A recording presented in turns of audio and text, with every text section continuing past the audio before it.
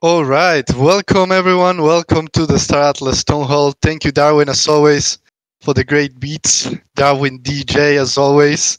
W's in the chat, please, for Darwin DJ, guys. I think Darwin deserves some W's in the chat. Some sick music played there. And today we have the Star Atlas Stone Hall number 39. It's going to be, as always, action-packed. And the agenda for today is Never Alone and Escape Velocity metrics and learnings, Sage updates, DAO updates, and R2.1 and general UE5 updates. And if you want to follow the chat, today we will be using the chat that is inside the Atlas Amphitheater. So make sure to chat in there so we can read as we speak. And as always, here on stage, I have Michael today with me. How are you doing, Michael? What do you think about the agenda?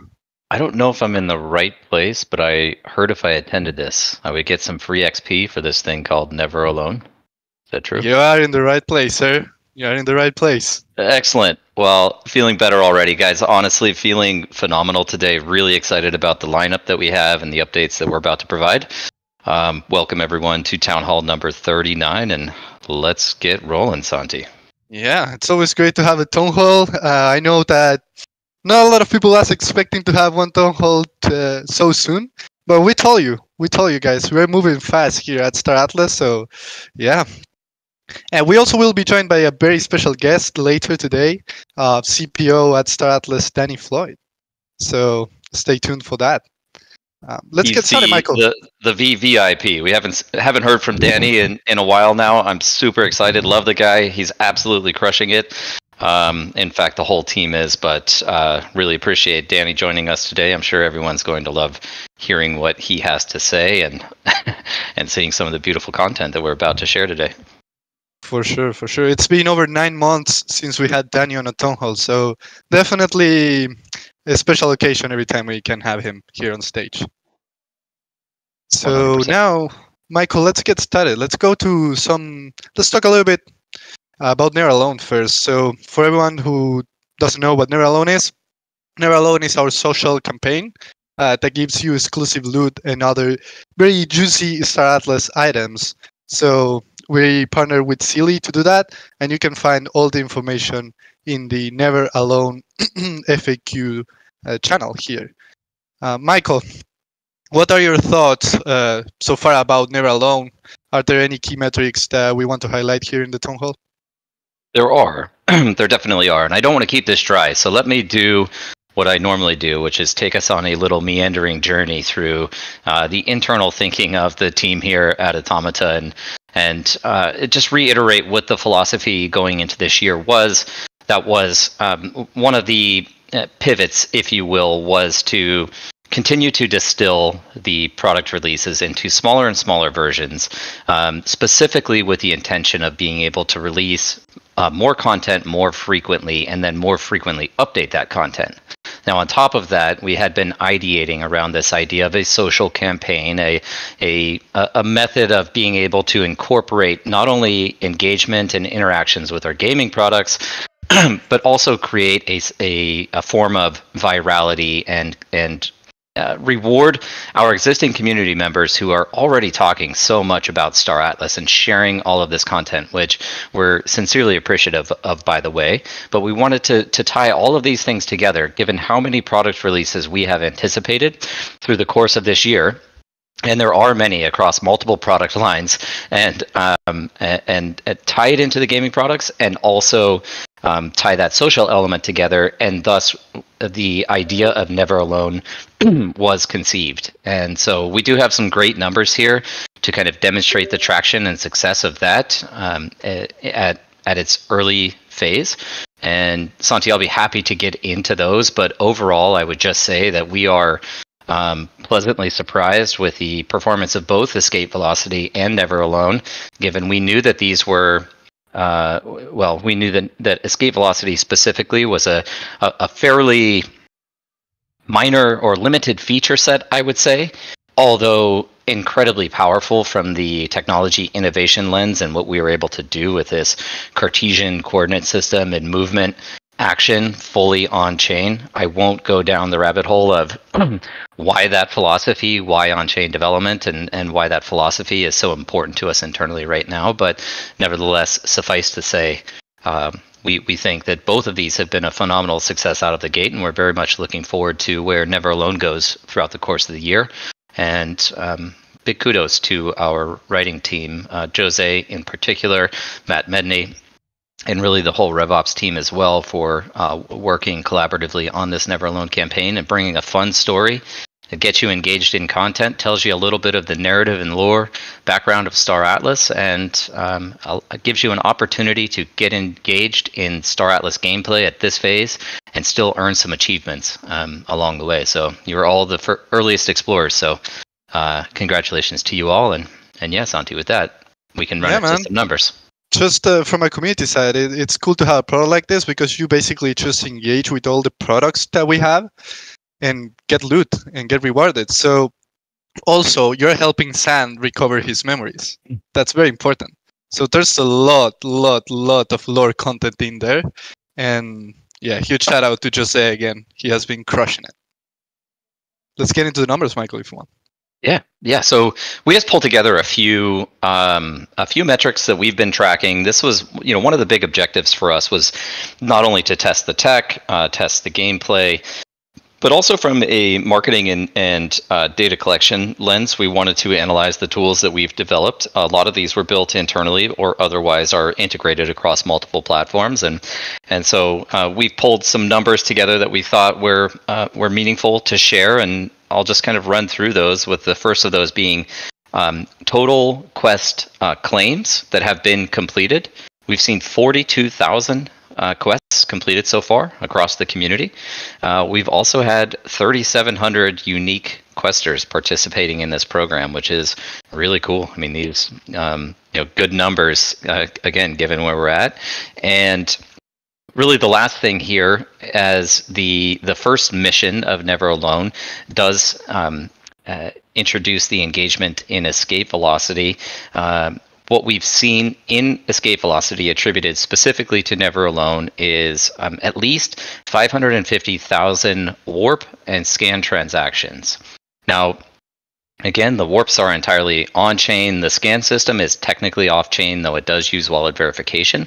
The scans do not count as Solana transactions, but we'll share some more details on these numbers when we get into escape velocity. But again, 550,000 transactions or combined warps and scan transactions on Solana as a direct result of Never Alone. That's awesome. And just here, Michael, I wanted to give another shout out to our BI team as well. They have been working really hard to get those scripts, those verifications going. And also to Dom and Arthur, since they have been doing a lot of manual work here on the manual verification quests. So I just wanted to make sure to get that in. 100%. We've told Dom and Arthur they're not allowed to sleep until all of the quests are approved. Right. Yeah. That's the policy. Yeah. I think we have something for the audience, Michael, right? Yeah, we do. So speaking of the Never Alone Quest XP, hopefully you guys stick around for the whole show. You didn't come just for this part of it, but we did.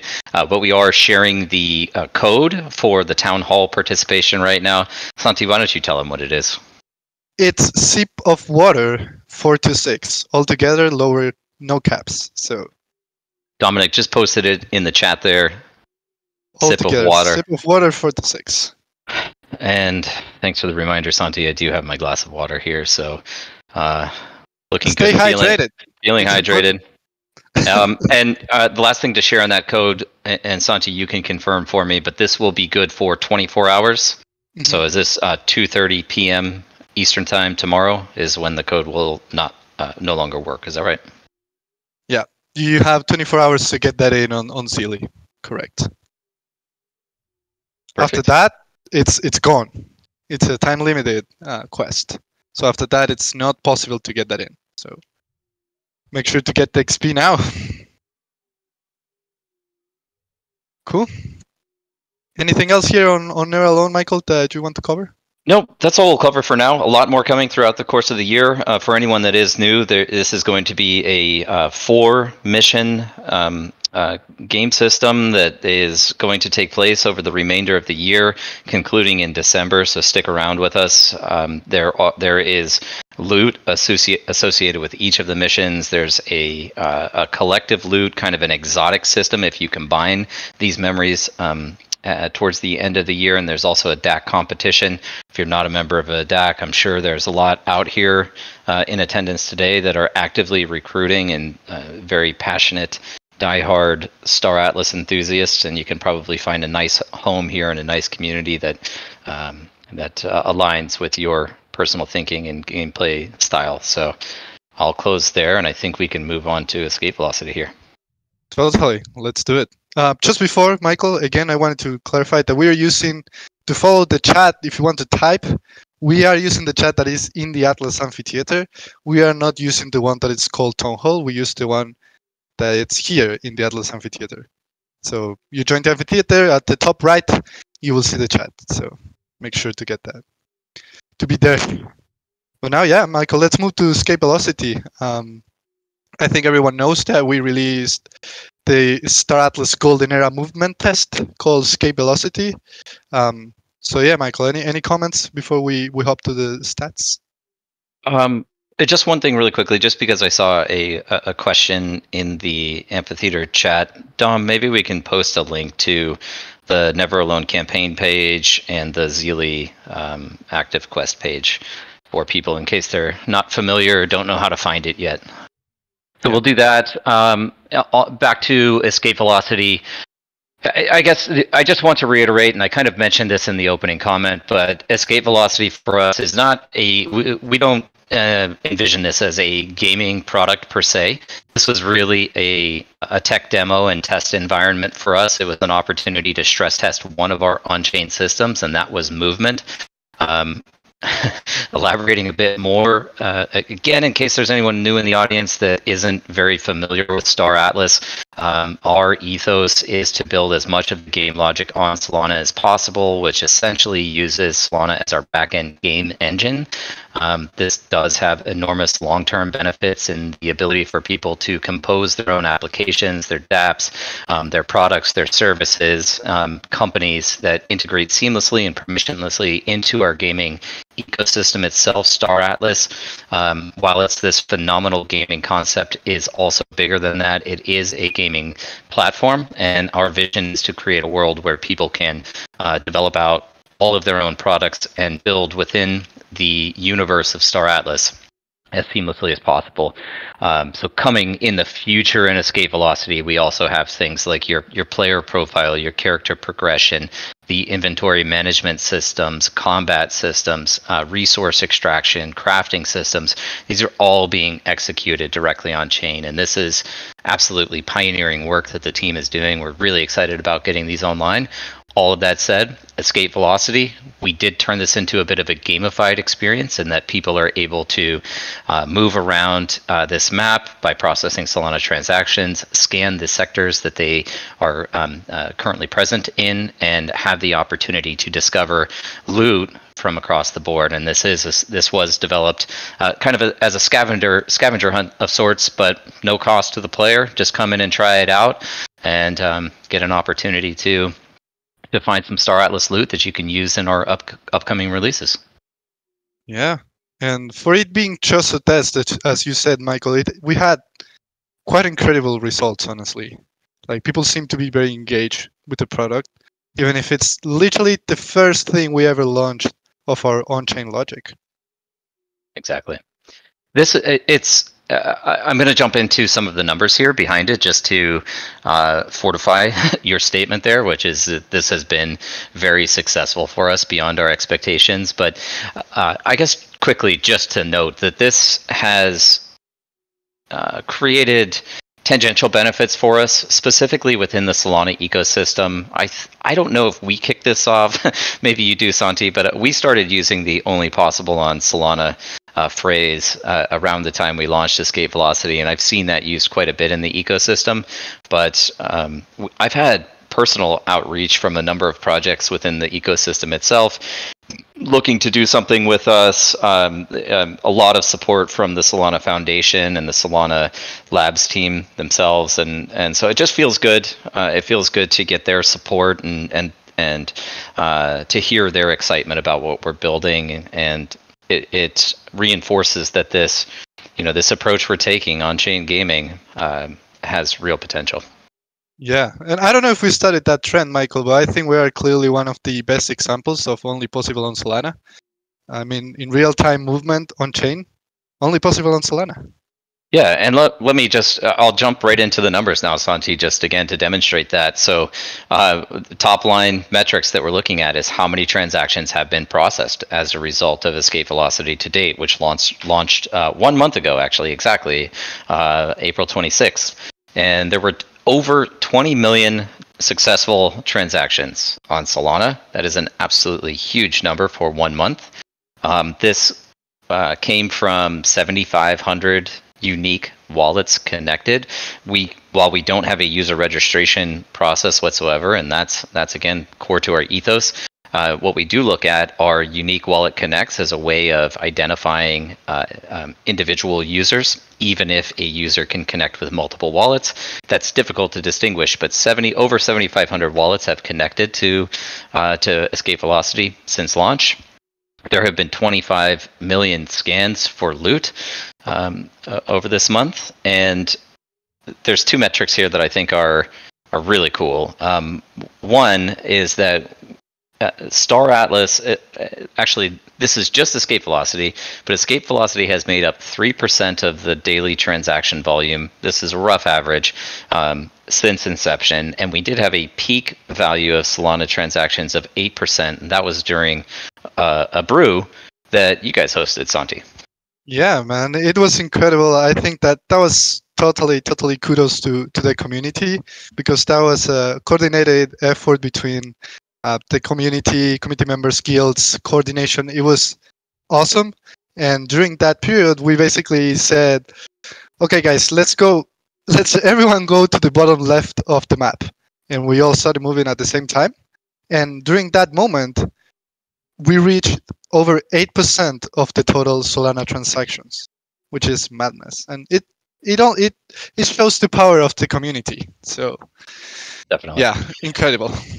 And while I do fully anticipate some changes to the structure of movement, partially informed by this movement test itself, I again will just say this is one program of probably 8 different programs that we have coming online, and that's in addition to the myriad of programs that we're running for our marketplace, which we built from the ground up, the DAO itself, faction fleet, faction claims. I think we'll have 12 to 15 programs running on Solana by the end of the year, and I fully anticipate that our consumption of transaction volume of the network is only going to increase. Yep. And I don't know if I'm going out of order here, Santi, but I'm actively reading the chat as we go here. And I am notorious for leaking. Stay tuned for an announcement next week about an upcoming Surge event.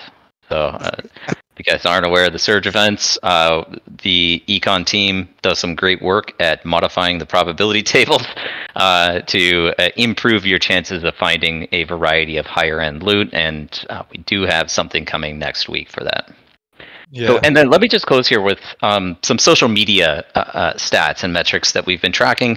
I would say this is it's difficult to attribute this specifically to escape velocity. I think a combination of escape velocity, Never Alone, and some of the other announcements that we've made. But just say since the middle part, end of April, we've seen a 3x increase in our growth rate, and this is measured as unique daily connected wallets to the ecosystem. So we're seeing new people come into the ecosystem, which is great.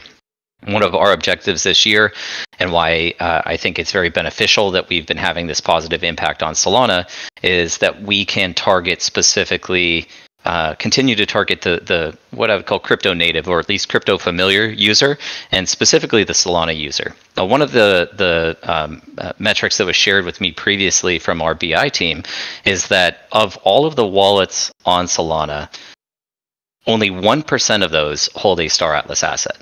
And so to me, what that demonstrates is not a failure. That demonstrates an opportunity to reach a significantly bigger audience within this rapidly growing ecosystem that is Solana. So before we even talk about going to get Ethereum users or getting other protocol users or even getting the traditional gamer, which I know a lot of you are, and what we're building in this AAA game is what attracts you to this.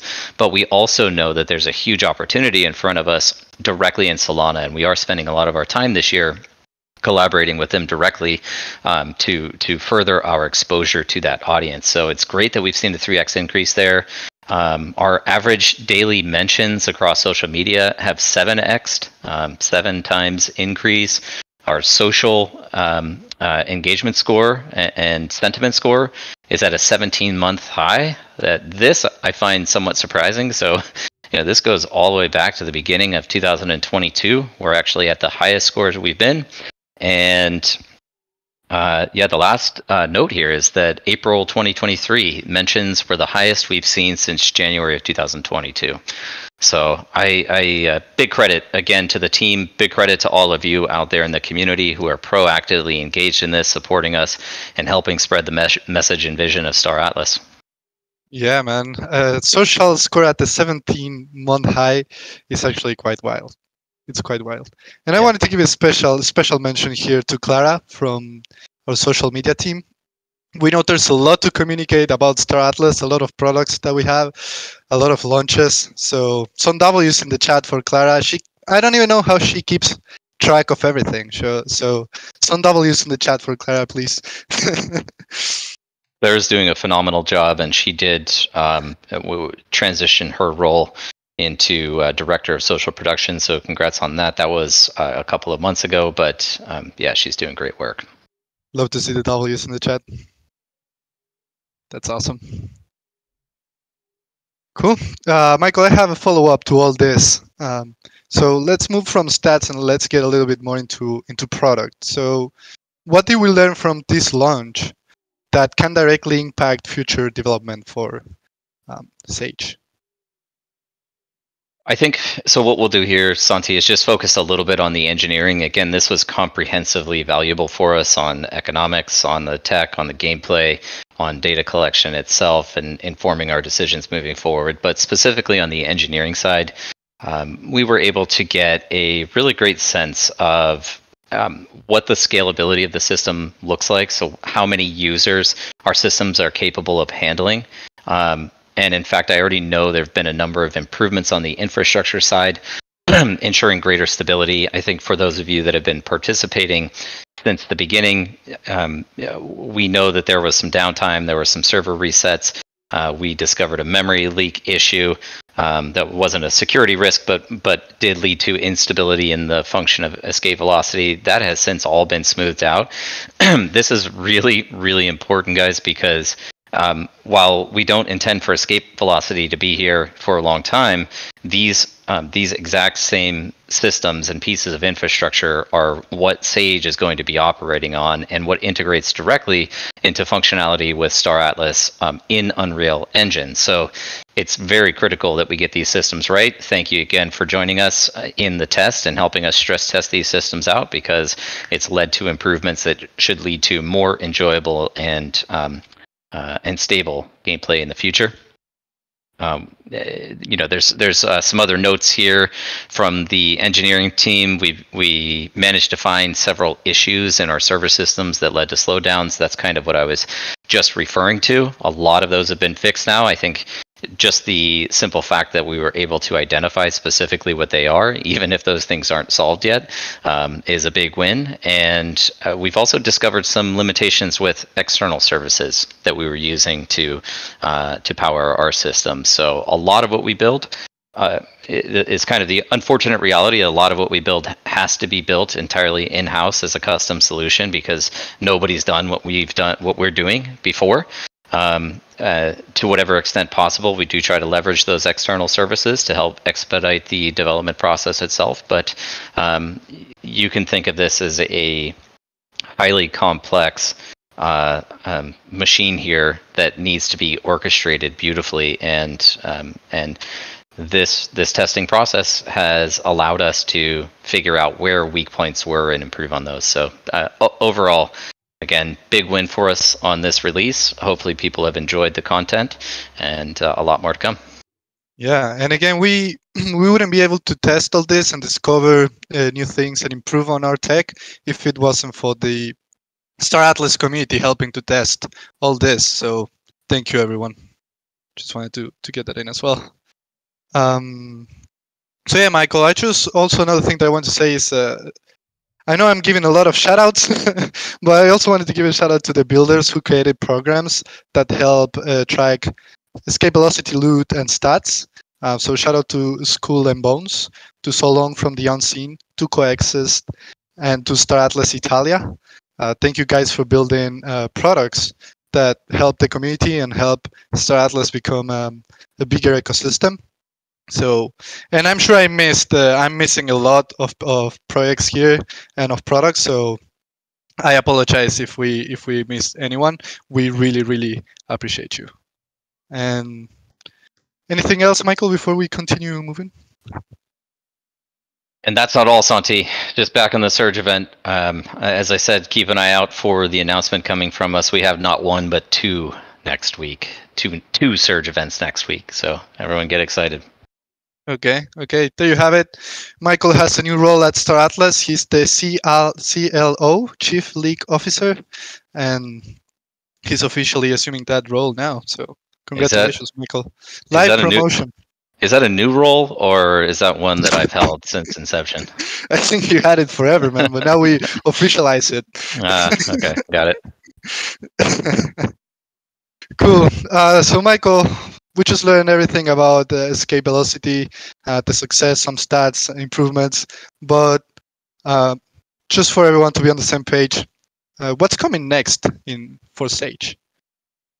Right. So the next gameplay iterative release, or I guess a test environment, I should probably position it as, is an extraction and crafting loop. So you'll see some considerable improvement to the UI itself, but also the mechanics that you're engaged in. I know there is a question out there in the community about whether or not this is going to be using real assets, and I just want to reassure everyone that yes, this next version of Sage will be using the fleet management program. And so your ships that you own are going to be usable in Sage. And in fact, that will be the only way to access the resource extraction and crafting gameplay loop that's coming next. This is also really exciting for the econ team, for me in particular, seeing the continuous evolution of the economics in game and the ability now very soon for users to start actively engaging in the crafting system that leads to things like R4, as well as other resources that can be refined. Also would note here, we are tying this together with a separate loot table, so there will be ways to earn loot from the next version coming out from Sage as well, and that loot table has largely been crafted, but it's going to function different from Escape Velocity. I guess I would say this, I probably shouldn't, but I would say that it's going to be more difficult. It's going to be more involved to earn loot in the next version. So maybe take advantage of Escape Velocity while it's around.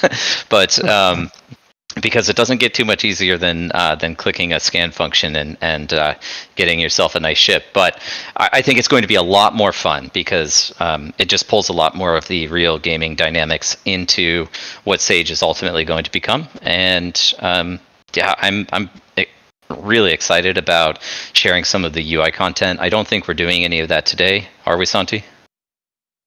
For Sage, you said? Yes. Putting you on the spot. We don't have any content for Sage. No visuals today. Thank you for putting me on the spot, though. I appreciate it. Well, I've seen it, and it looks amazing, and really excited about getting it out. You guys will all be seeing it soon. I guess one of the biggest lifts for us right now on the Sage side is making sure we get the end-to-end communication layer working. For people that have been around, you've heard us talk about systems like Fuzzy Lemur, like Starcom. That's the middleware MMO game server layer. It connects the blockchain to our front ends. So making sure that those systems are all functioning seamlessly, they're performant, and we're able to manage scale of users in game is very important. I should have asked Mo about this beforehand, but I imagine in the next release you're also going to see other players on the map. So in Escape Velocity, you only see your ships, although you can see based on the heat map where other ships are, as well as the visual indicator in the bottom right of one of those sectors. But I believe you'll be able to see everyone's ships in this next version of Sage as well. One quick. Two quick points here, actually. So one is that this is not a mining loop as we define it. This is not mining and crafting. This won't be using your claim stakes. We still have faction claims for that.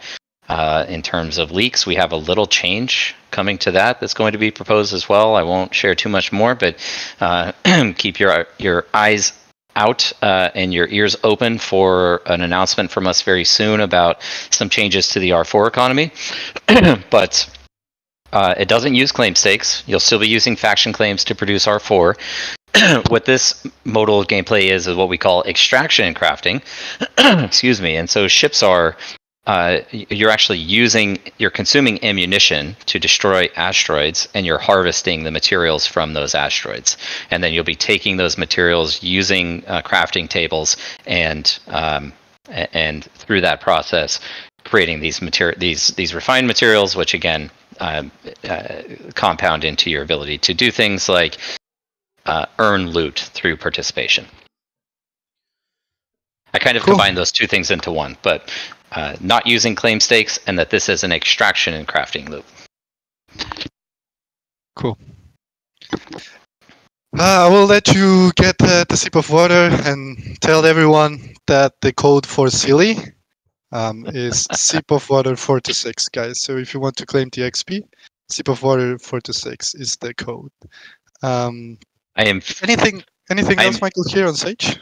I am furiously looking like Furiosa's image there, which is the raccoon guzzling that pint of water. Oh man, cool man. Anything else on Sage before we continue moving?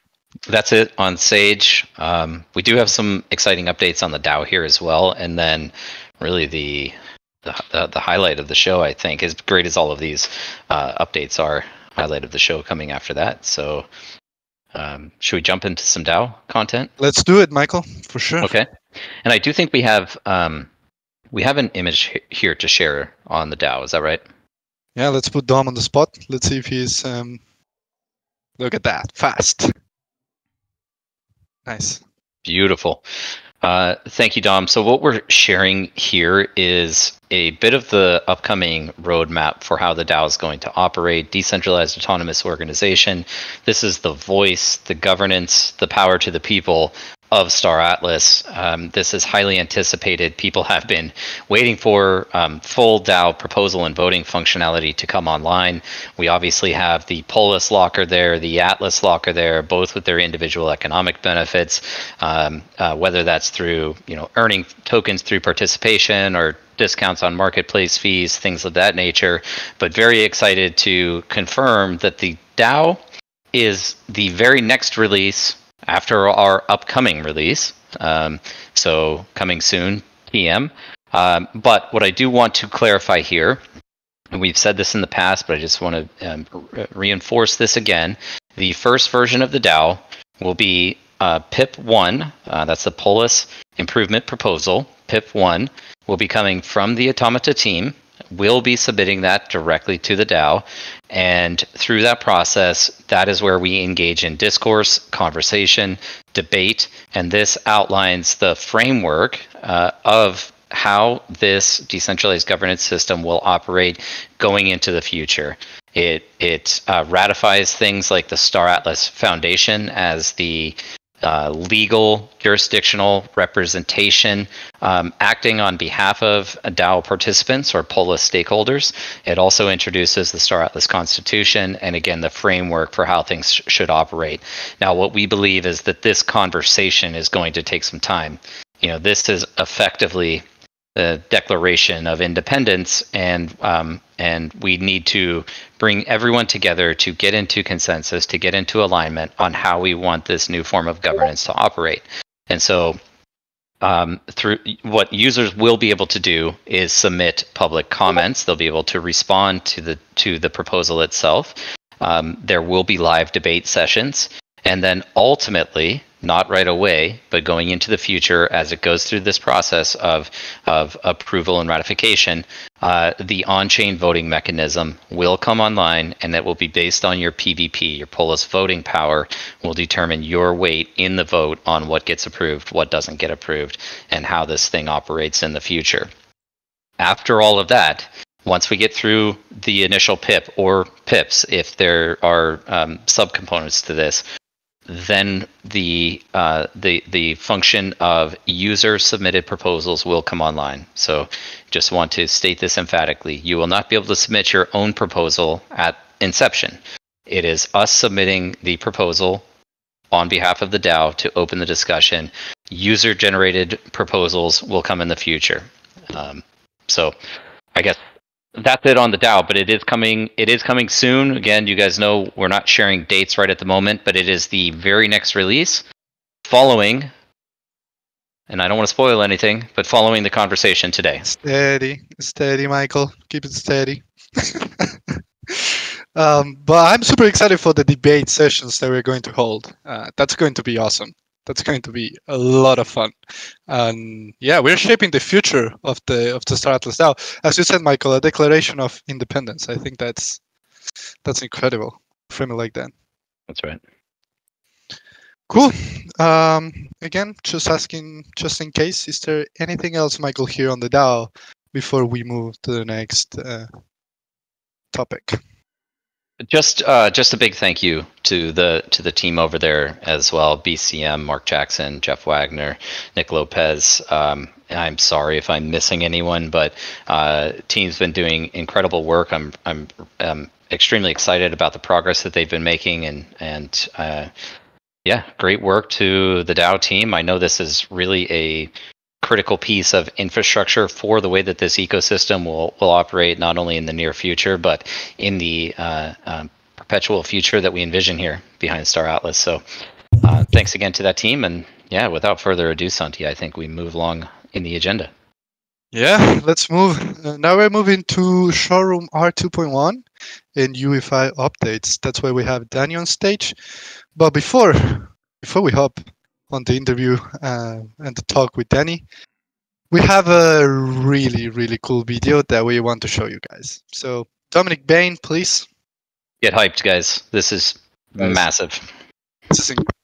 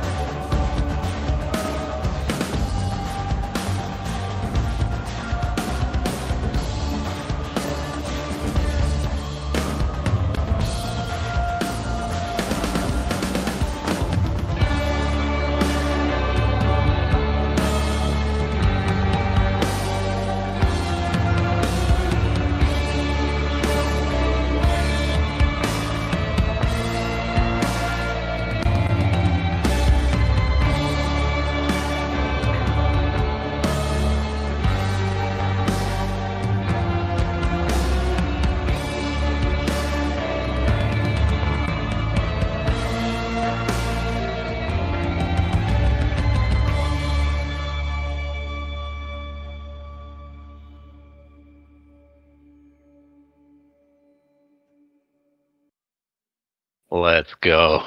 Well, it gives me the chills, Mike. Yeah. Before Danny starts, just a big thank you to James and the Vert Paint team as well for producing that. And that one came in hot in the last minute, but man, was it worth it? Yeah, I'm going rogue and unmuting. I actually almost cried when I first saw this video. So Absolute chills. Absolute chills. It's incredible, the quality.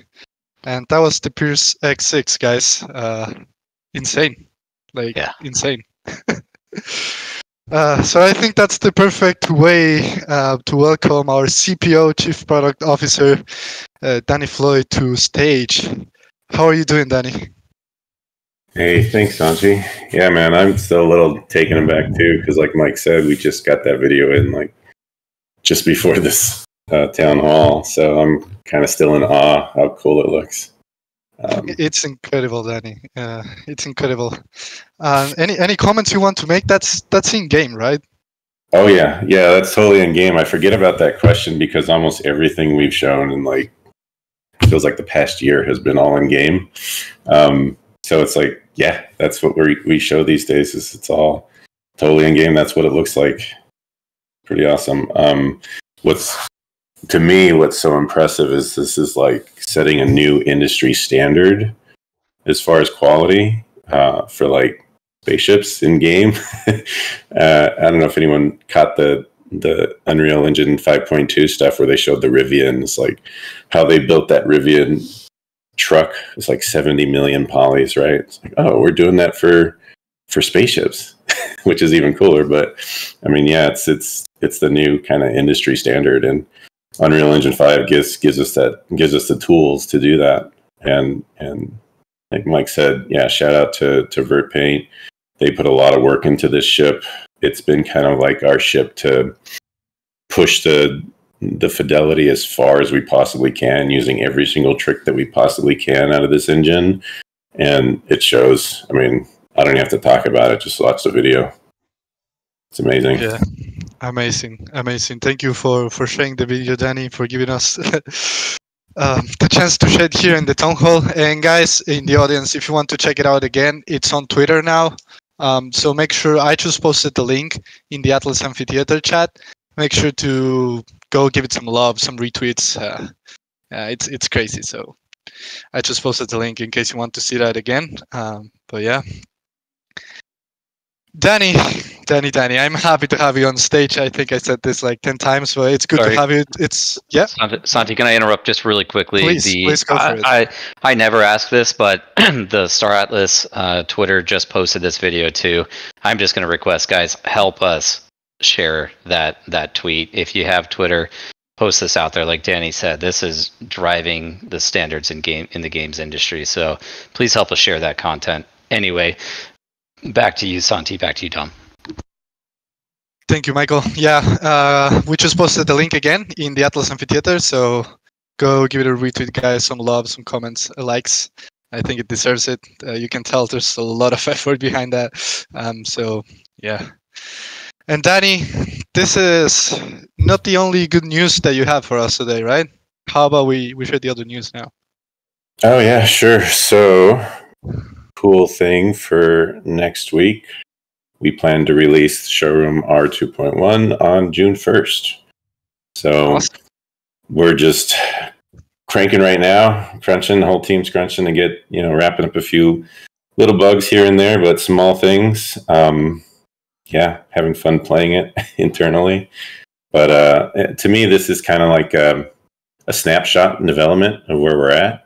We actually had to cut out some things, but there's a lot of the things that we've been working on and keeping a little,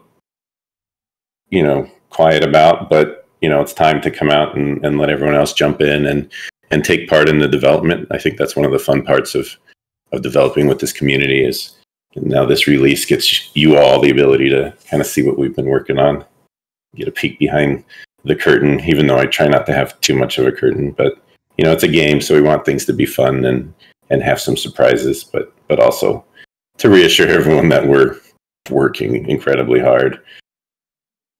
Yeah. Awesome, man. Awesome. So we have a date, guys. The team is going through trying to fix some bugs and little changes as we speak. But it's June 1st, guys. You heard it here first on the town hall. So Yep. yeah. And Danny, let's. What if we do like a quick recap on what people can expect from R2.1? We have a couple of videos here as well. Yeah, I don't know how quick it'll be. There's a lot of stuff here, but yeah. I'll just start from the top. We got a lot of stuff going. So one of the biggest things, and we still have to remember, this is, like I said, it's a snapshot of development. There's still optimization coming, but a lot of stuff is very playable, and so we want to get into your hands. We still don't have the full multiplayer backend, so it's still like P2P as it was before. There were some enhancements there, but just to manage expectations, there's still a lot you can do, and even so. And one of the biggest things is now every ship that's on the marketplace is flyable and shootable, and so that means you can get in and fly your ships if you own anything. There's like 49 ships, and so like the last update we had 3, and so now we're going with 49, and yes, every single ship that's on the marketplace. So as I said, like some of this stuff is work in progress. You can see like the clay material on the Envoy, for example. Yeah, hop in. There's a brand new HUD, as you can see. I don't know if you're shooting in this video, but yeah, you can see your loadout there in the bottom left. The weapons that you've got on board this default configuration. And yeah, it's crazy. Feeling good. It's looking awesome. We totally reworked the physics of flight. Oh, we saw some jetpacking too. We spoiled the jetpack already. You got some. The flight is totally changed. We refined a lot of the cameras. There's still tiny little things you all notice, but we want to get it out. We don't want to like hold back every single thing. So happy to help, or have your help in getting feedback on all the little things that will make things fun. And there's one more thing I want to say about that, but that's right. We can move on to the next one. Danny, just a quick recap here. You said 49 ships flyable, right? Yeah, that means everything.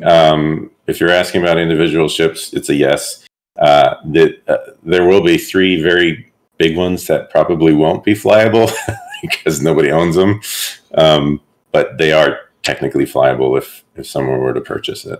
Yeah. And Danny, what we saw there, are we accepting offers for Titans right now? Is that what you're implying? I'm just saying it's playable in game now. So wait. So the Titans are playable in game right now. Yeah. If someone owned one. Yeah, I was just flying the Super Phoenix yesterday, and it's just encompassing the entire showroom. It was hilarious. The C11 is yes. I've seen that question a few times. And it's a beast. Tank ship is a beast too. Crazy. But I don't want to spoil too much. Yeah, and the video we saw is the Amway. We were flying the Amway. And just to clarify again, like some of them are in clay state, right? Not fully ready, but fully playable. Several of them that have like more final looking materials and textures. You saw like the X6. So there's several of those that look almost final. And the rest, this is something I was going to get into later, but we're laying the groundwork for ships and their flight models. And so once we had that to a certain point, now we can just quickly add in all the ships. And every ship has got block out models, and that's how we did some of the concepts and stuff. So we can bring those in. They're not optimized, but switching them on to Nanite, even though they're like 10 million polys, it's not the cleanest geometry. We can still use that model as a placeholder, and people can actually fly their ships and shoot each other. Actually, awesome. And just for the community, we keep giving shout outs, but people in the team deserve it. So I wanted to give a huge shout out to Chip and the team. So if we can get some W's in the chat for Chip, they have been working really hard to get these ships to be flyable for everyone. So some W's, guys, for Chip and the team. It's been massive progress. Chip won't even play Destiny with me over the weekend because he's too busy working on the game. And by the way, I just want to comment. It's not that he's forced to. He's like, no, I'm having too much fun working on the game right now, so I'm just going to spend time on my weekend doing that. Yeah, That's dude, awesome. it's a blast. Yeah, putting in this much effort, and we're at the point now where you put in a little effort and you see this big win in game. It's totally rewarding to keep adding to the project. Yeah. Yeah. So yeah, and the next point, like you said, you already kind of blew it in the first video, but jetpacks are in the base tier of just jetpack. So it's just a foot thruster, kind of see. And it's still a little placeholder VFX, but you can see the blends in between the motions, really refined now, and it's feeling great. It's very responsive. Yeah, I can't wait for you guys to play it. Actually, it totally changes the feel of the showroom. It adds a new dimension. It adds like better pacing. Here's another fun moment. I'll let the video play.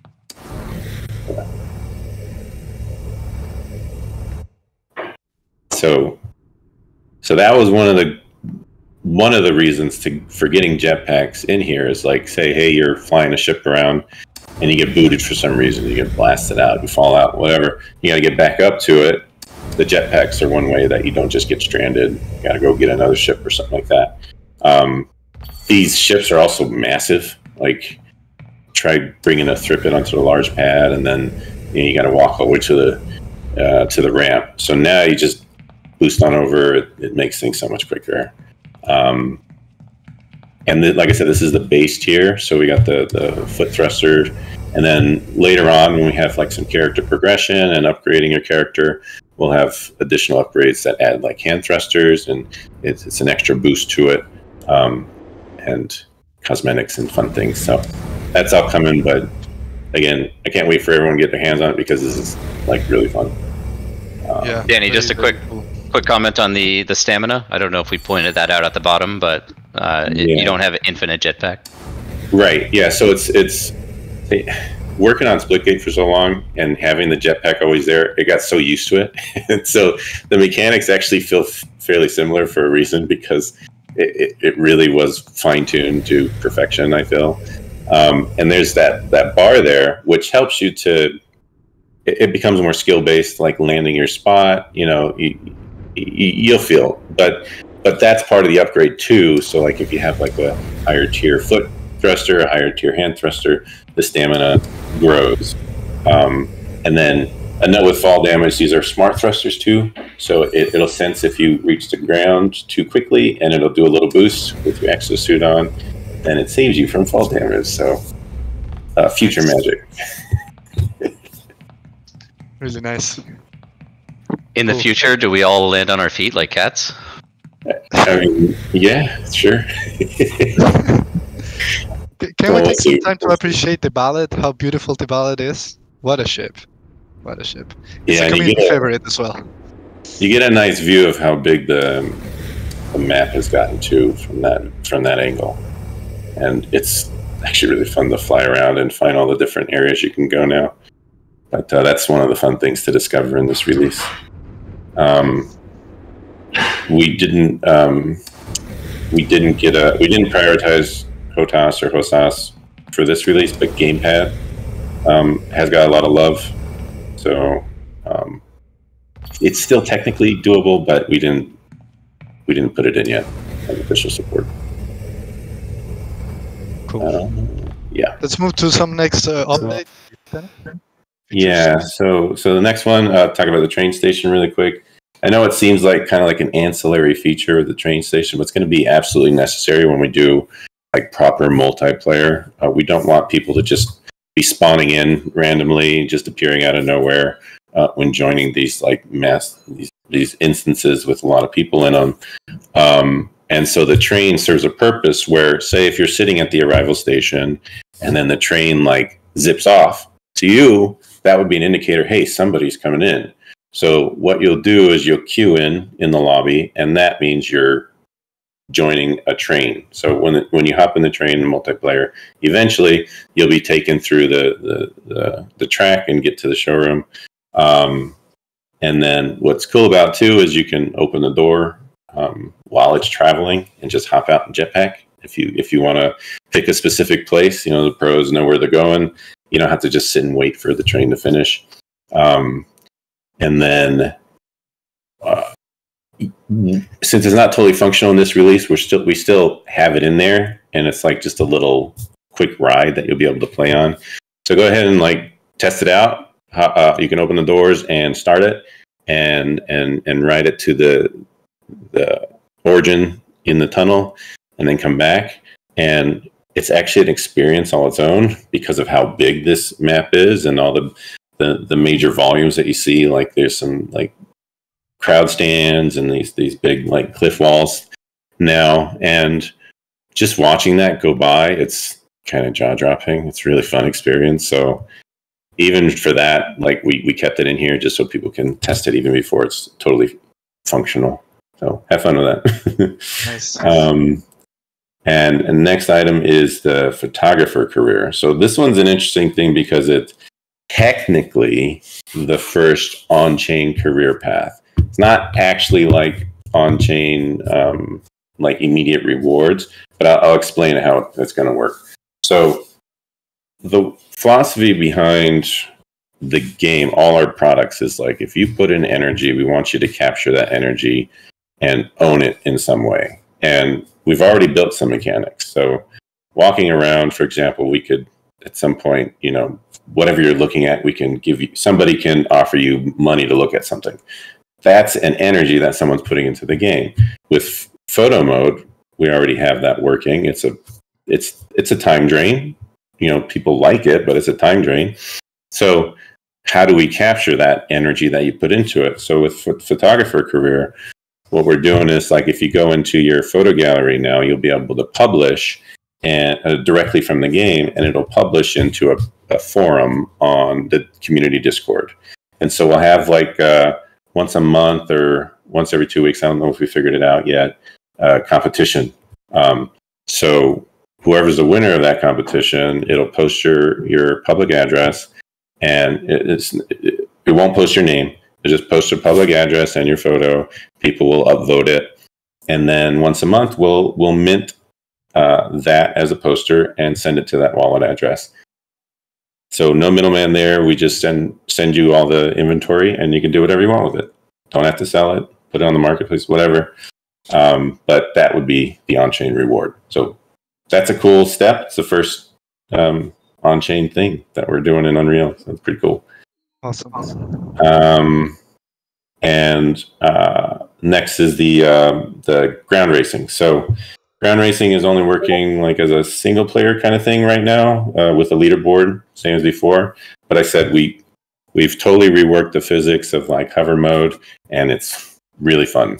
And it's the racetrack is pretty huge. There's a lot of things to play in it. So yeah, have fun playing with that, getting some leaderboard. I think the gates support up to extra small ships. So like Lobies and X4 ships in those class can run through the gates.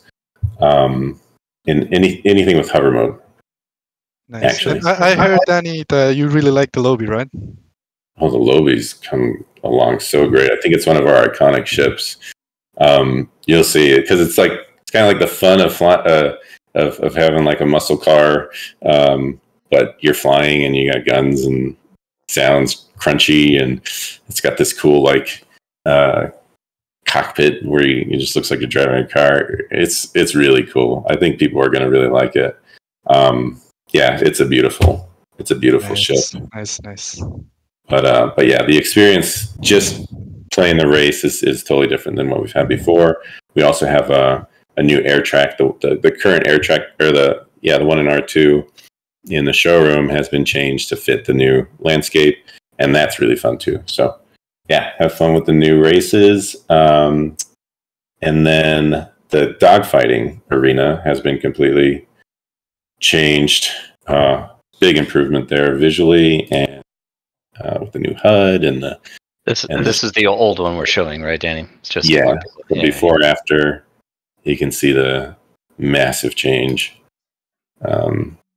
So another big change about this, you see all the landing pads. Those are functional, and you can bring up any of the ships that fit on it into the dogfight and play the dogfight waves with any of those ships. So this is unfair. So people who have got like the bigger ships with stronger firepower will have an advantage, sure. But we wanted to also apply that as like a way to test the different ships, like what becomes the meta and what are people like using and having fun with. And so that's all part of the design. So don't worry if you can't compete with like an air bike versus a Envoy or ERP or something like that, you know. So we want to gather those numbers. But anyway, it's a pretty map now. New lighting, new set, everything's brand new. It looks great. And these landing pads, this you can kind of see everywhere. It's like this Armstrong environment set, and these are modular, so we can put them anywhere. Add as many pads as we want, different sizes that we want. So, and a quick look at the current state of the C9. It's still changing, obviously, but looks really cool to see it in scene there. So we just left it. Okay, cool. And then obviously the race has been updated for that same level. Next is the marketplace integration. Now, have all the functionality of the web marketplace. We did filter it to just ships, but now you can do everything right there in Unreal. It works great. And it's a pretty big innovation for Unreal-based games is to have this like total Web3 on-chain marketplace. So buy and sell, check your orders, and you can activate it anytime. You just hit I. It goes to an inventory tab, so it's filtered by what you own, but it has all the same functionality of the marketplace. So then just tab over to marketplace, and yeah, it's awesome. It's all native in UE5. A lot of work's been put into that, and totally integrated now, and it's beautiful. I think not even because it's like Web3, but it's one of the most beautiful in-game stores I've ever seen. Yeah, so looking forward to that. And someone just commented it and just made me think this is it was VB said Solana market in UE5. This is another first, right? World's first. Oh yeah, marketplace integration into Unreal Engine 5. Yeah, and it's beefy. There's a lot of stuff in it. Team has done a great job. And then just a few more points. Now when you go into the main menu, you not only be able to change your character, but you'll be able to change your ship. So you'll see not all the ships, because not all ships look great right now. So we're just kind of showing the really nice ones. So if your wallet's connected, and then you can see the ships to choose from, and they'll set up in your background there. That also applies to, like, right now when you select a character, and that's the character you play in the game. So for stuff like dogfight, so you set up the ship and your character, and then you jump into dogfight or race or any future game modes that we do where you want a ship to just be right there. You're able to set it as your default ship, and it's a cool little lobby for yourself, and eventually be expanded. Yeah, so those are a lot of the big fun things. There are other things that I wanted to leave private that don't want to mention now, but just in general too, that we've been working. We have DLSS3 now in there, so anyone with an NVIDIA card will see some boost there. It's working actually really nice. I like it. Yeah, we did general optimizations like material libraries. The H-slot systems now help with the world partition map, so it's like more of these. Like we had to convert the showroom to world partition, and now that allows like streaming of these big levels. It allows us to grow the level much bigger because it's all streaming open world. Like I said, you can go like 88 kilometers squared now. So that'll definitely support the entire MUD CSS at some point. And yeah, so there are things we are hiding behind experimental mode. So when you jump in now, you'll see an experimental mode toggle. So that will open up some maps that aren't done, but we want to get feedback from the community. Some modes that aren't totally done, but we want to, again, get feedback from the community and let people see what we see and to play around. And so now we have the flexibility to just dump a bunch of cool stuff behind experimental mode. And so that also prevents people from just coming in without any education. They don't click experimental mode. They'll be able to see the more nicer, like polished things. So I feel like the community here will want to see experimental mode, but it's an opt-in. Yeah, that's kind of all the big things. There's still big things that you'll all see next week. Yeah, Danny. I wanted to tease a little bit with that, guys. There are surprises as well that we are not mentioning here. That we just don't want to spoil everything for everyone. Let me tease a little bit here. There are surprises, guys, that you literally don't even expect that are coming with 2.1. But that's all I'm going to say. That's all I'm going to say. Cool, yeah. Danny. Anything else before moving to the next question, Danny? No, I don't think so. There's so much I want to say about those things, and I wish I could, but it's hard. I'll keep my tongue tight. Sounds good. So, Danny, now a question that I have for you is, what are some of the foundational changes that we have made inside the UE5 game that will actually help to build into the future, that will help improve overall? Yeah. So first thing is the gas system, and we kind of mentioned it before. A lot of the work in this year has been converting stuff from the previous year into a more scalable system and more in line with like the network abilities and the replication over the network. And so the gas system, like attributes for ships and the stuff that we brought in for the animation graph for characters, makes it easy for us to add more animations like the jetpacking stuff, and makes it easier to replicate it as well for the ships. So like all the attributes that the designers can put in now for how powerful the weapons are, how powerful your shields are, and that kind of thing, and on a component level, is easy for us to put in input and then replicate over the network. That's a huge thing. It was a major effort from the team.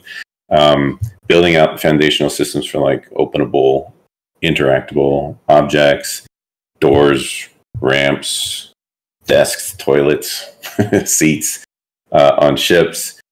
These kinds of things, setting up the pipeline for all of that to be easy to add for artists and designers to tweak and get them to work, not having to do bespoke things for every ship.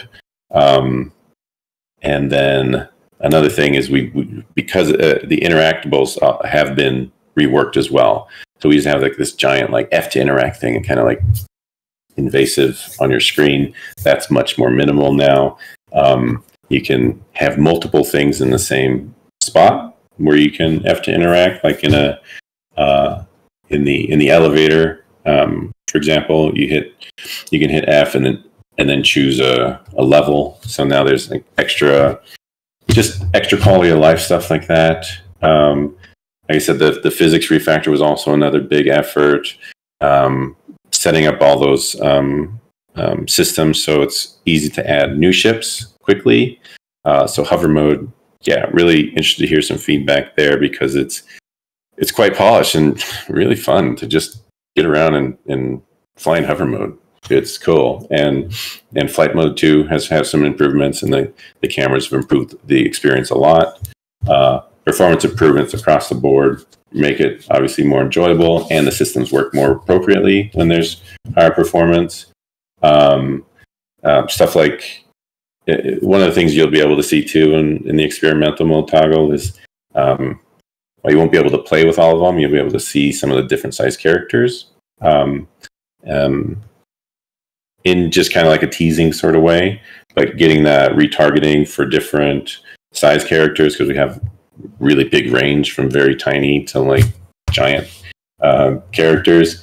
And so making that all work, there's been some work on the secondary motion for like the tentacles on the Maurice and like straps. So getting that whole system working, like dangly bits is what we called it. And then for environments too, like right now, the ability to create different environments and have them also be multiplayer and different maps and selectable maps with different modes. That's something we put in. So now we can I'll get into that later, but never mind. So we'll be able to release maps if we want to get feedback on a certain mode and a certain block out of a map early on that we might want to get feedback before we start putting into full production. And so we can align with your expectations. Yeah, one of the coolest thing that you mentioned, Danny, I think is the gas system and how it could interact with different environments and maps, and the possibility that it opens up for example, different game modes, right? You can create many different game modes using those configurations. If I'm not mistaken, please correct me if I'm wrong, Danny. Yeah, that was kind of something I was going to mention in a little bit. But yeah, this setting up that kind of a system allows us to be more experimental. It's kind of the whole idea behind experimental mode. Nice. So Danny, I have a follow-up question for all this, and it's a very important one. I really want to emphasize on this one because it's kind of like a follow-up to a question that I made you in the last town hall, kind of like 10 months ago. So when you joined the last town hall and you were speaking about UEFI development, you compared the process of UEFI development that it's like going from crawling to walking to running. And at that moment, you said we were barely crawling. What we all want to know now is where we are at now. Mm-hmm. Yeah, my response to that is that we're jogging now. We've gotten so much of these fundamental pipelines worked out, and the refactor, the major features that we need, like interior gravity on ships, for example. So like one person can fly a ship, another player can be in the ship and fly with it, and not just get tossed around like a ping pong ball inside there. So we have all these systems and pipelines set up now. There's really not many more questions about the future development for us to get to where we're going with our vision in Unreal. And so we're at that point now that, like I said, with the ships, we have the ship flight model in there, and we can quickly add, even if it's just a placeholder model, a way for players to interact with it, fly around and shoot and get shot and get blown up and respawn.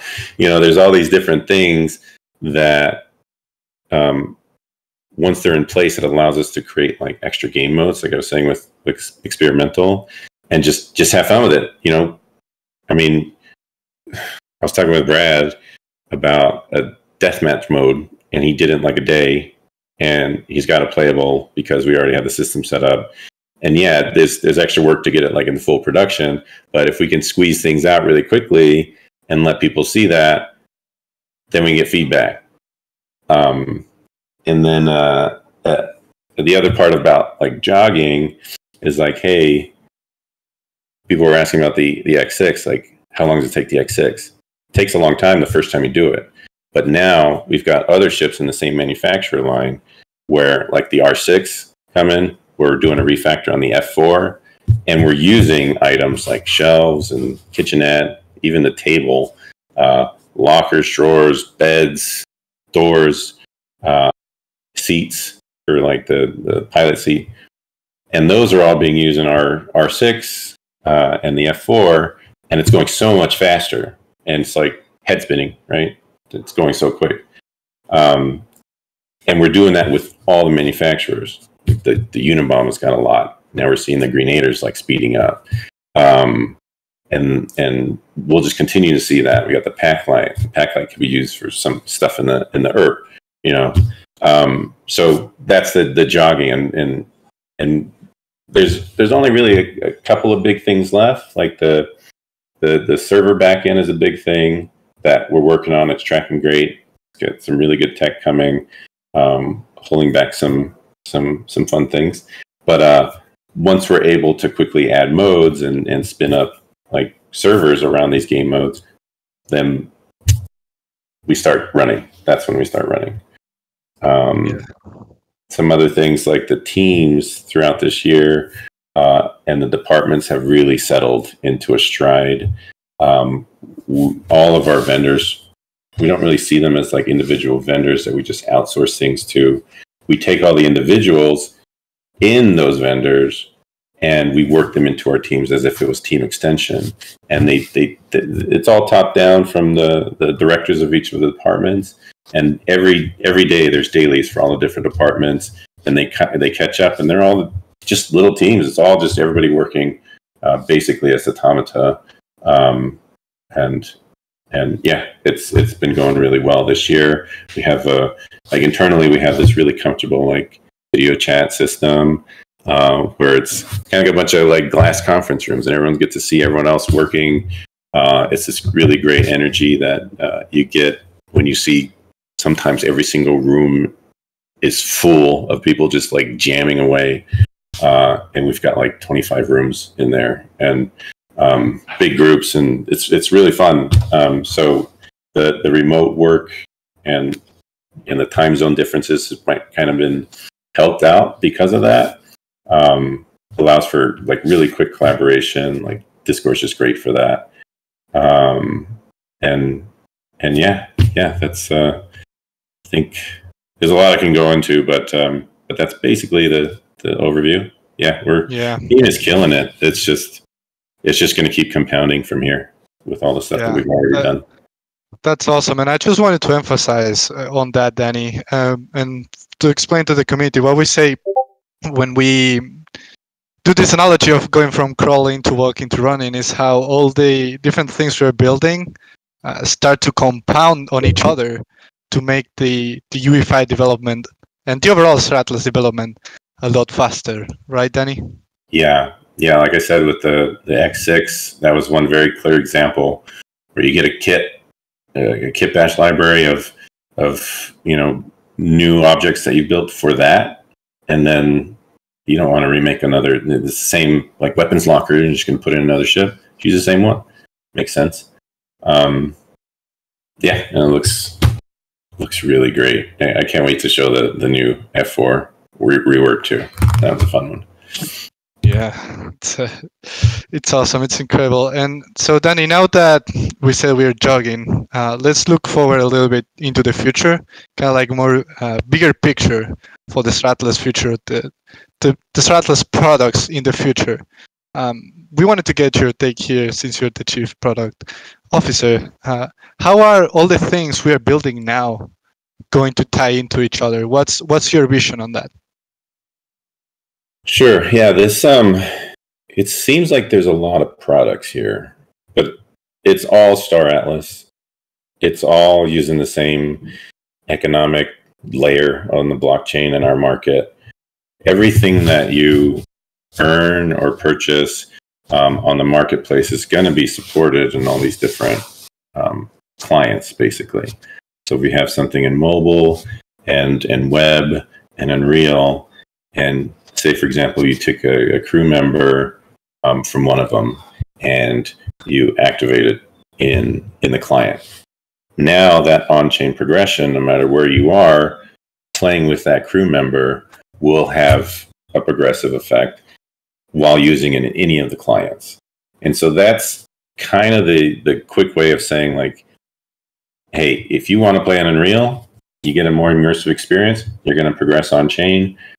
That's your jam, do it. If you're on the move and you're only have access to a web, maybe you can do some like supply chain movements, more grand strategy type stuff in the web, and maybe that's all you ever want to play.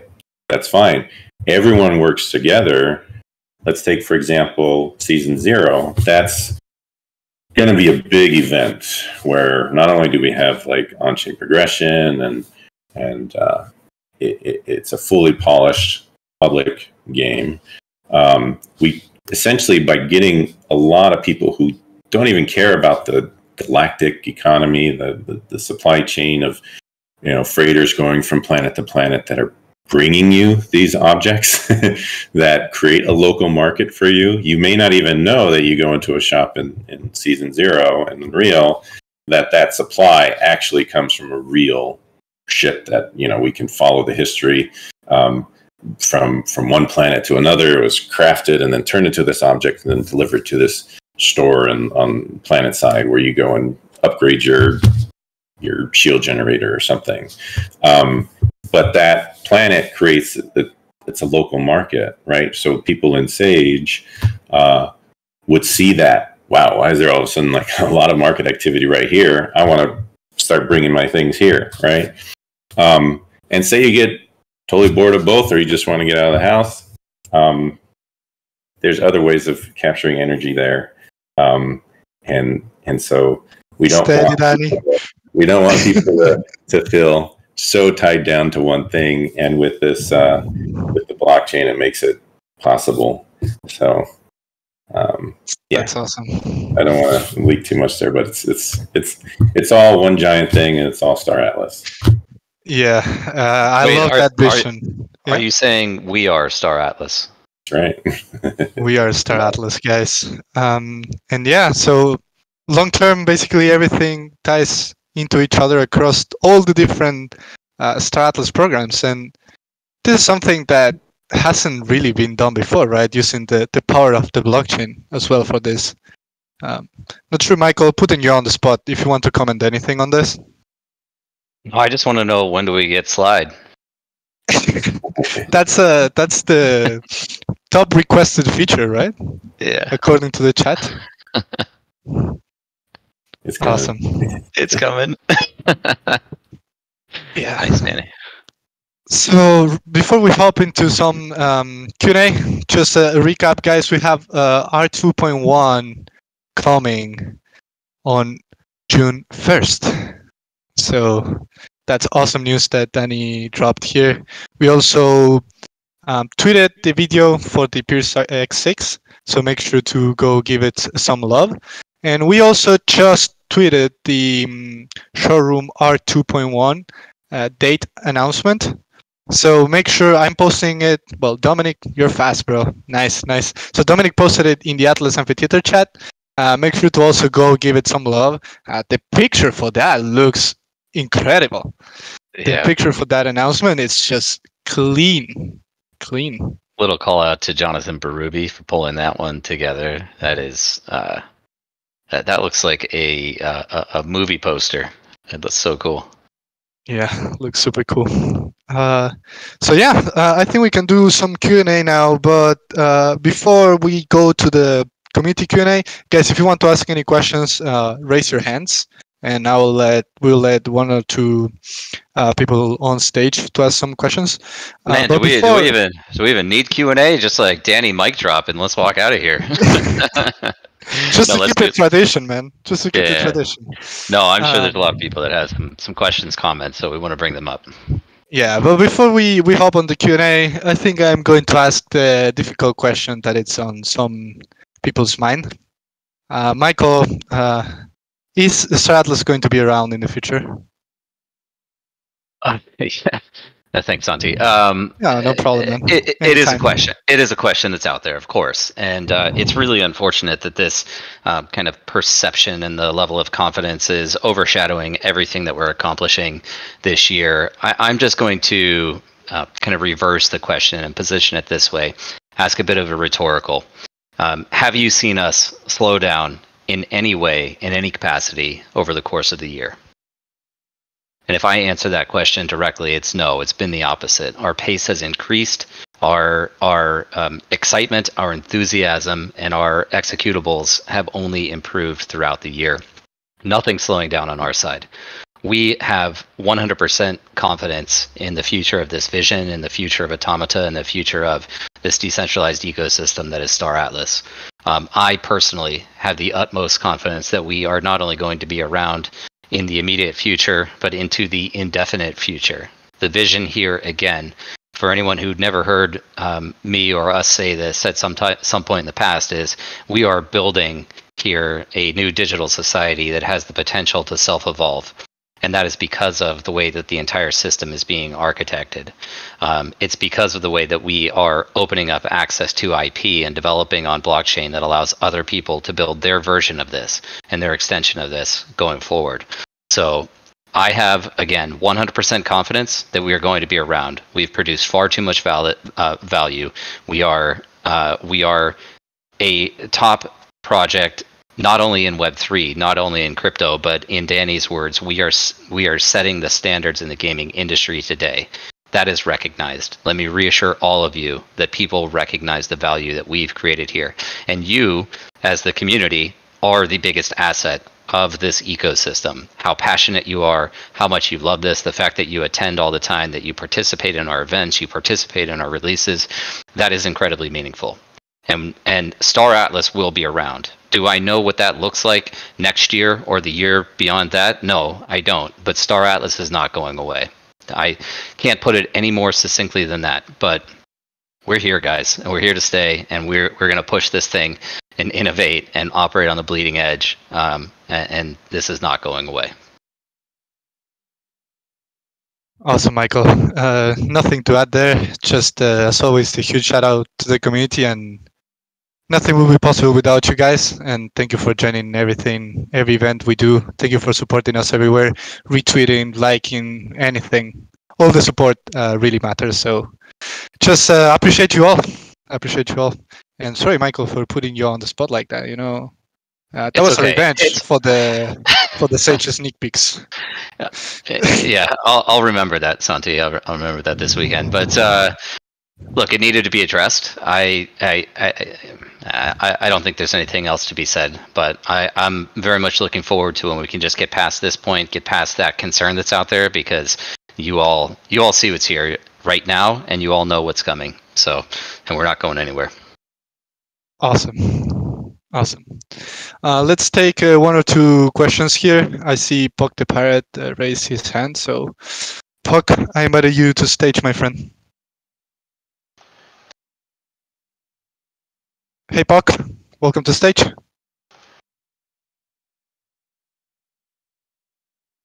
Oh, I'm not sure if I'm the only one who can't hear him. I can't hear him either. And as we wait for his audio to come on, I think obviously prudent. Anytime we have a guest on stage, we do like to have the questions directed at them. We have a very special guest today with Danny, so I'm sure there's questions about UE, but if you can tailor your question to Danny specifically, that would be appreciated. Of course, I'm here and Santi's here. Dom's here to answer questions as well. Cool. I will invite someone. Oh, Puck, yeah?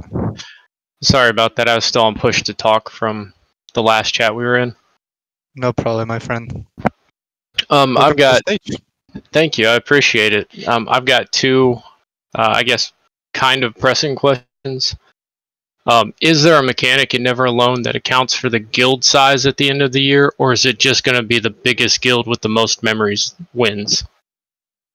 I can jump in on that one. Specifically, there are going to be tiers of various guild sizes. So I don't think we've shared what the loot table looks like or any details on DAC participation yet. But yes, there will be multiple categories based on size of the DAC.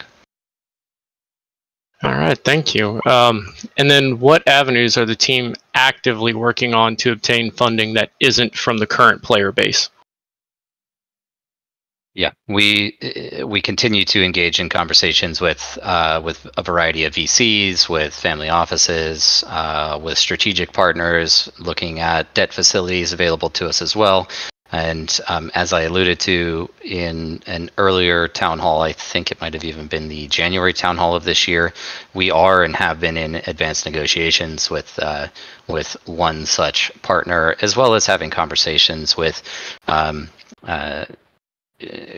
Again, sensitive to how I answer this, but within the Solana ecosystem itself, having direct conversations as well.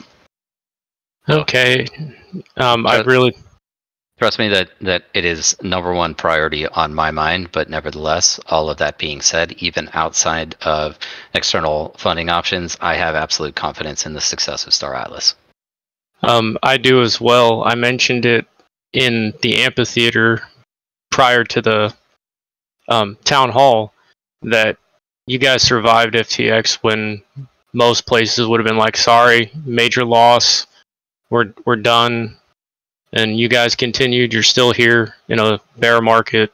I mean, people keep asking. Like, the only thing I'm asking about is where the funding is coming from. But as far as if Star Atlas is going to be here, that question's already answered to me. So with that, based on my last question, I'd also like to know if you guys are planning on a next Galactic Assets offering event. We do, and I will be vague on any detail of that. We'll be sharing some details. Actually, coming up very soon on. I am notorious for the leak, so I'm just trying to kind of think before I speak here. But some details. Don't do that. Yeah, just trying to think through some, or we'll be sharing some details on a transition of the economy. So that is coming, and these are items that we've talked about for over a year now. So you can expect some information from us on that soon. We also have a few kind of upcoming asset categories that we're looking at as well. So we're very sensitive internally to the demand for assets presently, and we do want to ensure that we roll this out in a stable format when demand for certain assets does exist. But nevertheless, we have quite a comprehensive plan that's already formed, and you can expect some details of that plan, the earliest stages of it, to be coming out soon. And this is something that would kind of continue on for several months at a minimum, and really likely to go on through the course of the year. Okay, and then my final thing is more of just a yes or a no, I guess. One of the issues that has plagued Star Atlas has been the communication between the team and the community, and this is the second time in a row that a major event has been scheduled to be released or announced within roughly 2 days. It doesn't give us a whole lot of time to be here and to actually participate. So is there any way that the Star Atlas team can work on a more structured and more community-friendly communication system? While I appreciate the feedback, with all due respect, I completely disagree. I think our communications have been absolutely best in class, particularly within the Web3 space. I think we share more information on a regular basis with our community than just about any other project that's community oriented and most well-established companies. So I think we're doing a fantastic job on communications personally. And we have taken a bit of an approach this year of shortening the timeline between announcements because, as you might appreciate, we also get criticism when we make announcements well in advance. And people think that we're just constantly building up anticipation. So our approach this year is be ready and be present, because we're going to roll stuff out. We're going to roll stuff out quickly, and we hope you're here for it. Okay, and I would like to apologize. I didn't have that question written down. You guys do a fairly good job of communication. It's just with product releases and people getting to participate in these to find out as soon as possible, to prepare as soon as possible, spread the word for Star Atlas. It's just been rough the last 2 months, but you guys are actually very good in this space compared, actually just in general, compared to most people. Yeah, thank you. And I'm not trying to be abrasive in my response. What I also believe, just to kind of reinforce the approach for this year, is that even if it is not significant lead time to a release, to an event, not hosting, not hosting, say, 426 events where we hold back content. And we pair all of these things together with a big launch day. Instead of doing that, we're just shipping.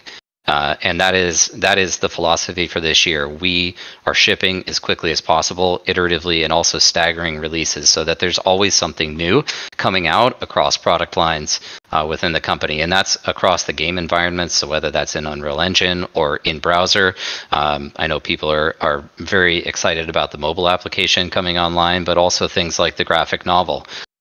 things like Never Alone. So it's not imperative for us, in my opinion, that we precede any of those events with a big marketing push, because there will be plenty of time in between and following the event for people to actually experience it themselves and help us share that virally. Thank you. And you're not abrasive in your responses. You're actually very structured, and I appreciate that. My last comment is simply, can you make Dom give me some Ooster content, or Santi? I'd appreciate that. I'll have to talk to a supervisor. All right. Thank you. Thank you. Cool. Thank you, Puck. Those were quite some questions, Michael. I think you replied very well.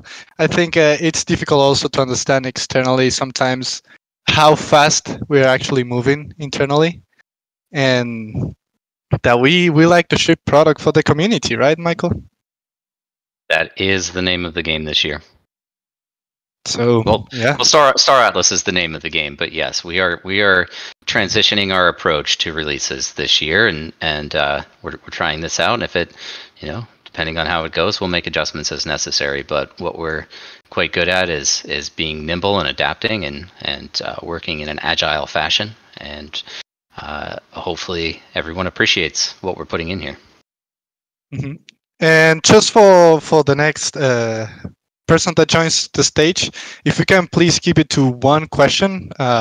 We all want to ask a lot of questions. I know everyone has a lot of questions for Michael. So when you guys are on stage, I'll appreciate if we can keep it to one question. I don't like to move anyone from stage to audience. So yeah, just wanted to have that. And Michael, what if I'm going to drop the people that had their hands raised now, and let's get one for Danny, right? Before we close. Yeah, please. So raise your hand, guys, if you have any questions for Danny specific. Cool. I see Mandalorian raising his hand. Hey, Mandalorian, welcome to stage.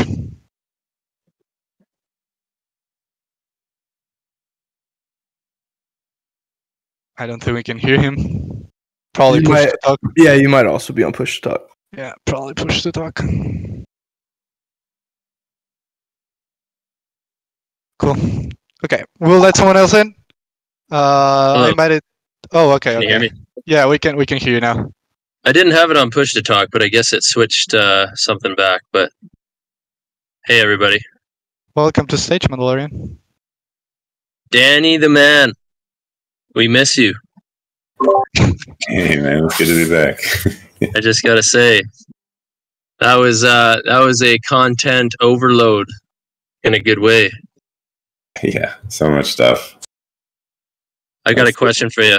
Yeah. With the optimizations of 2.1, have you guys made adjustments to customizing settings, keybinds, sensitivity for flying, and stuff like that? Yeah, I mean, all the keybinds for keyboard, you can adjust. Gamepad, no, unfortunately, not yet. But it's all coming. But yeah, not quite there. Hopefully, you can rely on your if you have a good gaming mouse to quickly change sensitivity for now. Yeah, fair enough. Well, we appreciate all the content you guys are putting out, and I don't know what in the F kit Buddy was talking about, but I think you guys are doing a bang up job, and we love you. Yeah, thanks, man. Thank you, Mandalorian. Thanks, Mendo. No hard feelings at all. That's why we're here, and that's why we take questions at the end, because we're an open book. Cool. One more question. I think we got to get it, because we haven't had enough hard questions. Our good buddy Signal is out there with his hand raised, so. We invited you to stage, Signal. Hey, Signal friend. Welcome. There's probably something. Can you guys hear me? Oh, yeah. Yeah, perfect, man. Welcome to stage, my friend. Awesome. Holy cow, man. Pac. Jesus. That was incredible.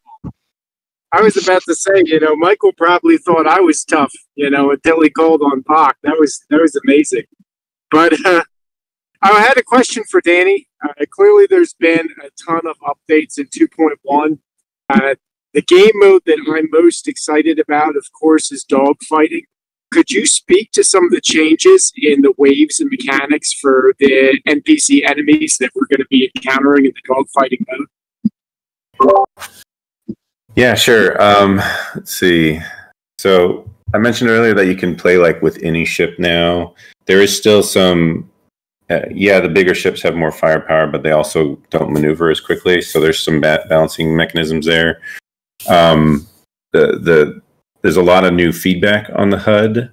So the way you target and send off missiles and the hit feedback has changed. The targeting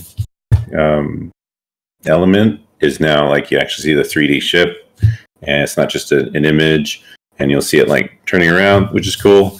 And the waves are actually much harder. But again, we wanted to see that how different ships of different strength perform. But off the top of my head, I actually haven't beaten it yet, so I don't know how many waves there are. Chip will be able to answer that. It was just recently changed from Brad, so I haven't actually been able to go and beat everything yet, and we don't have a God mode, so I have to play it normally. Chip says 10. He thinks it's new to him too, so it's all like fresh changes. So yeah, that's primarily it. We tried to get it to be co-op and to enable it for PvP as well. Didn't quite make it into this cut, but we're trying to at least use that as a quick way to test those kinds of things. That's awesome. I can't wait for two-foot attack essentially at UE5. Yeah. If I could ask one quick little tweak on top of that. You said there were going to be enhancements to multiplayer for 2.1. Not that everything was fixed, but some things had been tweaked or optimized, I believe. Could you speak to that a little more on what we could expect, just so we're not marching off a cliff going, oh my God, the multiplayer's been optimized, and what should we expect realistically walking into that day one, June 1st, on 2.1? Sure. Yeah. The thing is, we still have to do the P2P, like player hosting, which means ping is usually high, and that leads to just issues by itself. But we have made some improvements. For example, like the draw distance of characters is much further, and 12 waves. Thanks, Chip. And so we've been able to like sync up that kind of replication better. Just a lot more items that are replicated. There were issues where like the host can do things, but the people who join can't see it, or they can't do it. Like hopping on ships even was an issue. So a lot of that stuff has been fixed. There are still things that are present because we're in parallel working on a proper backend server architecture, that all that stuff is being worked into that system. And so we want to give you enough so it's not like a totally broken experience. But that's, in the next big updates, that's when everything's going to be really smoothed out and properly structured. So yeah, I do want to manage expectations there. There's still going to be some hiccups, but it's playable. Awesome. Really excited for what you guys built. Obviously, you blew us all away with saying that every single ship was going to be flyable as of June 1st. I mean, we're talking the other side of the weekend. This is amazing. Thank you guys so much, and thank you for your time. Signal, we have one question for you because the community wants to know. Let's do it. When are you going to buy a ship that you don't sell a week later? Probably around the same time that I switched from an iPad to a PC. I'd say in 426. Okay, fair enough. Good answer. Good answer. Have a good one, guys. Thank you, Take Signal Man. Awesome. So I think we're over an hour and a half, very well past our hour and a half. So it's a good moment to close here. Before we close, just a quick recap. We went through some news, some metrics on Elunne, metrics on Scalability, learnings from Scalability, what's coming next for Sage, what's coming for the DAO, which are a lot of updates on that front, and looking forward to the debates. Lots of updates on R2.1, and we actually have Showroom R2.1 coming very, very soon. So next week, June 1st, for Showroom R2.1. So big news. We also had some little conversation about the future with Danny. And I think overall it was one of the best town halls we ever had. We shared the video of the Pierce X6 that we just posted on Twitter. I'll post the link again in the Atlas Amphitheater. So make sure to give it a retweet, like, comment. It really helps. And just to spread the word of Star Atlas. And I don't think I missed anything, Michael, right? Please let me know if I missed anything. Nope, that was great. I've seen the question come up a couple times, dates for Sage. Again, we're really not sharing any dates. What I will just restate here, very excited about we're sharing a date for 2.1 because that is coming next week. But the next release from that will be a DAO release, and then the next release after that will be the subsequent Sage release. So at least you guys kind of know the order of operations. But I'm going to leave it at that. I think this was a fantastic town hall. Danny, thanks for joining us. Dom, thanks for supporting with all of the content sharing. And Santi, always a pleasure being up here with you hosting this event. Pleasure is mine, Michael. And yeah, anything to close? Anything you want to say to close, Danny, my friend? No, thanks. Yeah, feelings mutual. This was awesome. Thanks, everybody. Thank you for joining, man. It's always a pleasure to have you on stage. And the community loves hearing from you. I love the community. Thanks, guys. Thanks. Yeah, awesome. And thanks to everyone in the audience for showing up with us. You stuck around to the end, so I assume you were not just here for the Never Alone code. Yeah. Thank you, guys. So this was the Atlas Town Hall 39. Lots of content to be digested. Looking forward to all the videos from the creators. See you on the next one, guys. Have a great weekend, everyone. Yeah. Power to the people. And stick it to the man. See you, everyone.